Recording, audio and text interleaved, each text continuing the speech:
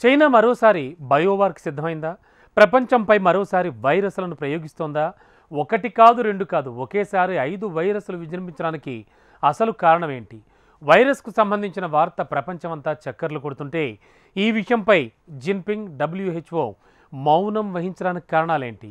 China మరోసారి బయోవార్కి సిద్ధమైనట్లుగా కనిపిస్తోంది.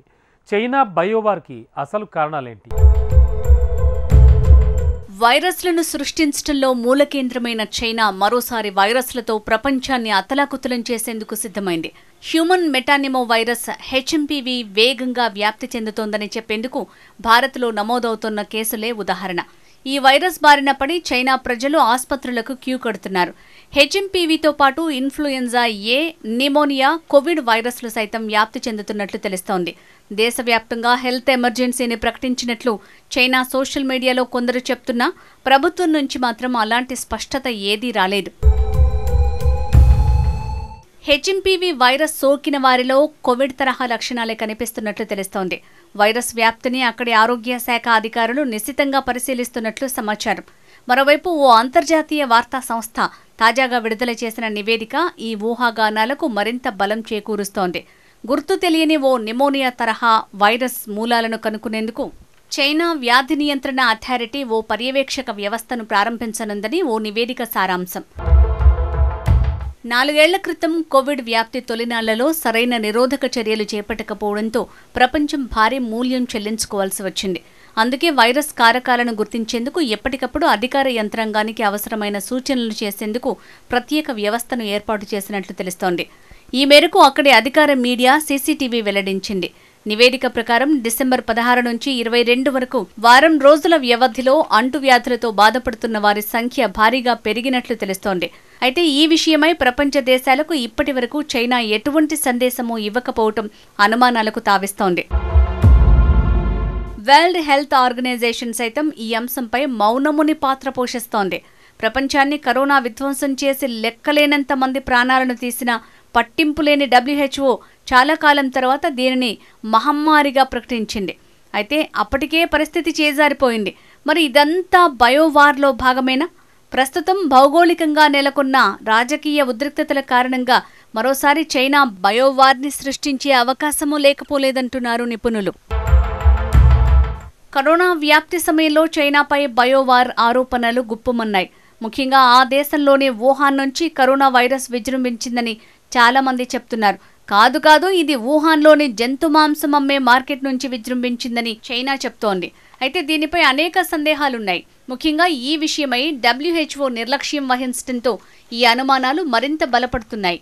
Virus విజృంభించి నెలలు గడుస్తున్నా దీని తీవ్రతను పసిగట్టలేకపోయింది. దీన్ని మహమ్మారి అని గుర్తించేలోపే పరిస్థితి చేదాటిపోయింది. అందులోనూ ఏదైనా వ్యాధికి వ్యాక్సిన్ కనుక్కోవాలంటే దాని మూలాలను కనుక్కోవాల్సి ఉంటుంది. అప్పుడే సరైన వ్యాక్సిన్ని అభివృద్ధి చేయటానికి శాస్త్రవేత్తలకు వీలవుతుంది, మరింత సులభంగా మారుతుంది.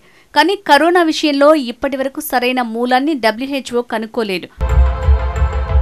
కరోనా తీవ్ర స్థాయిలో విజృంభిస్తున్నప్పుడు దీని మూలాలను పరిశోధించడానికి చైనా వెళ్లేందుకు ప్రయత్నించిన WHO అధికారులకు వీసాలను సైతం నిరాకరించింది జిన్పింగ్ ప్రభుత్వం. దీంతో వారికి కనీస పరిశోధన చేయటానికి వీలు పడలేదు. ఆ తర్వాత వారి పర్యటనను అనుమతించినప్పటికీ పరిశోధనల్ని పూర్తిస్థాయిలో జరపనివ్వలేదు. తాము చెప్పిన ప్రదేశాల్లో మాత్రమే పరిశోధించాలని ఆంక్షలు విధించింది. దీంతో వైరస్కి సరైన మూలం కనుక్కోలేదు. ఫలితంగా కరోనాకు సరైన మందు కనుక్కోవటానికి ఇప్పటికీ అడ్డంకులు ఎదురవుతున్నాయి. కరోనా వైరస్ జంతు మాంసం మార్కెట్ నుంచే విజృంభించి ఉంటే ఇన్ని అడ్డంకులు సృష్టించేది కాదని, ఇది వుహాన్ ల్యాబ్ నుంచి లీక్ అయినందుకే ఇదంతా చేసింది అన్నది నిపుణులు చెప్పే మాట. ఈ వైరస్ విజృంభించిన 4 ఏళ్లకు వుహాన్ ల్యాబ్లో పనిచేసే సైంటిస్ట్ చావో షావో వైరస్ మూలాలపై సంచలన వ్యాఖ్యలు చేశారు. చైనా బయోవార్లో భాగంగానే ఈ వైరస్ను లీక్ చేసిందని తెలిపారు. వుహాన్ ల్యాబ్లోనే దీనికి బీజం పడిందని, కరోనా వైరస్లలోనే అత్యంత ప్రమాదకరమైన వైరస్నే వ్యూహాత్మకంగా లీక్ చేశారని చావో షావో వెల్లడించారు. అప్పట్లో ఈ వైరస్ని చైనా విడుదల చేయటానికి ప్రధాన కారణం ట్రంప్ అయిండొచ్చంటారు విశ్లేషకులు.